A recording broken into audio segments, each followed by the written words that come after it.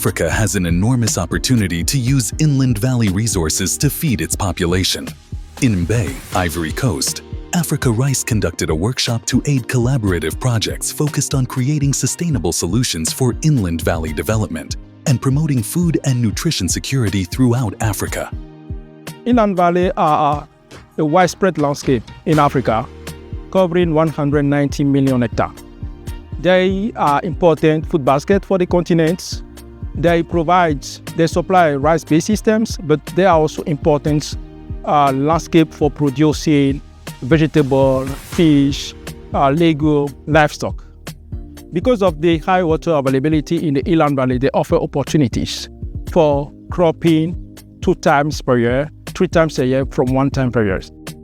Donc, si même une fraction de ces 200 millions d'hectares sont exploités de façon durable pour le riz, mais aussi pour la diversification, pour les légumes, les fruits, on peut avoir espoir, on peut être même certain d'être capable de nourrir l'Afrique, toute cette population urbanisante de, disons, Abidjan jusqu'à Lagos, avec cette ressource qui est là.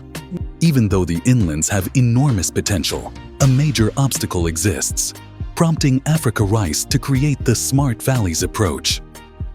But the major problem in the inland valley is a poor water control, and that's why the Smart-Valleys approach is coming in. The Smart-Valleys approach is actually a low-cost approach for improving water control in the inland valleys that aim actually to improve intensification, diversification, while preserving ecosystem services and biodiversity. Smart-Valley is a concept that AfricaRice has developed actually over the past decades. And we have experience in more than 200 valleys that it really works. It's a low-cost participatory approach where farmers manage, let's say, the water, they manage their crops better. It's not just rice, it's a rice-based systems, because in the valley, farmers will also grow vegetables, grains, there are fruit trees. So it's a very diverse, agro-diverse system. And it also is a very biodiverse system because there are lots of trees. If you listen, you will hear all the birds singing. So it's a low-cost participatory approach. It is nature-based and it complies with agroecological conditions.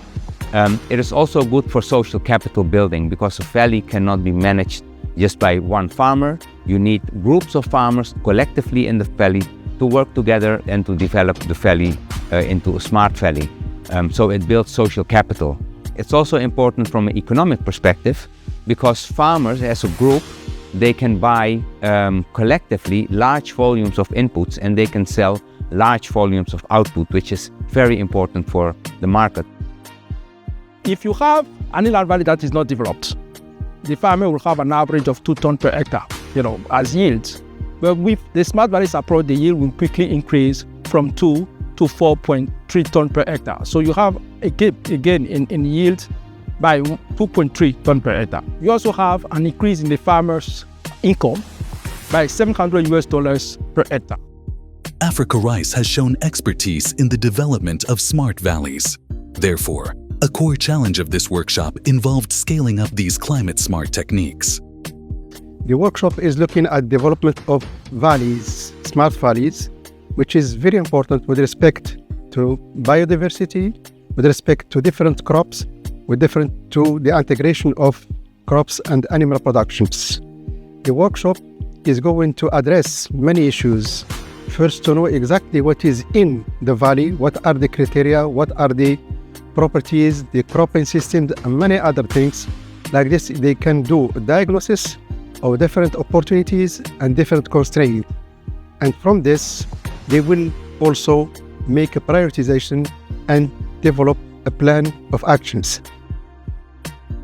The scaling of a smart valley, it requires a good plan, basically.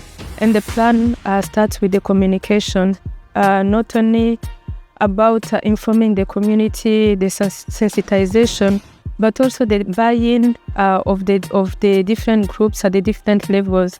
So it will start with the local, the regional, the country levels, but also sharing the experiences across the countries. Countries should take responsibility, the governments, who we can then help to raise the awareness about smart valleys, they should prioritize this approach in their agricultural programs. And we see it already happening. Here in Côte d'Ivoire, the government will invest almost $1.5 billion in the coming 6 years. And we talk to the government, we discuss the Smart Valley concept, and we are together with the government implementing a pilot here in Côte d'Ivoire. Pour passer des projets pilotes à une transformation structurelle au niveau du continent, il faudrait que les décideurs soient sensibilisés à l'approche Smart Valley. Après les décideurs, il faudrait former les agents de vulgarisation, les agents d'encadrement pour s'approprier l'approche afin de les mettre à disposition des bénéficiaires. Aussi, les bénéficiaires eux-mêmes doivent s'approprier l'approche pour montrer la plus-value et le bénéfice qu'ils auront à adopter l'approche. Et enfin, permettre aux partenaires techniques et financiers d'accompagner l'approche afin de faciliter sa mise en œuvre. Africa will likely achieve rice self-sufficiency soon, thanks to the Smart Valleys approach. However, this is only possible with enough funds and technology. With 30 million hectares of Smart Valley developed in Africa, the whole continent can be rice self-sufficient.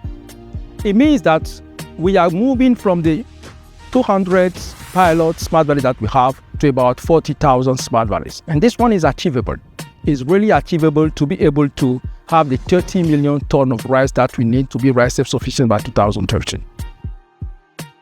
The core driver is money. We need projects in the end to start this approach. To train the local or the national government, the extension agents, the NGOs. We have to identify them and work with them. We will have to look at potential areas that are very suitable for inland valley development. And once we have all these different catalyzers in place, so to say, then it can fly very high. As I explained before, we can start small, but there's a lot of auto-adoption if you do it right. And that means that it can grow very quickly, very well, if you just put, you start in the right places in the countries, and that you can, from there, make it grow. With science we can. Yes, with science we can. Together we can go very far. We will definitely be able to boost rice yields and earnings exponentially with the help of scientific and technological advances. This will allow us to have food self-sufficiency shortly. AfricaRice is committed to this.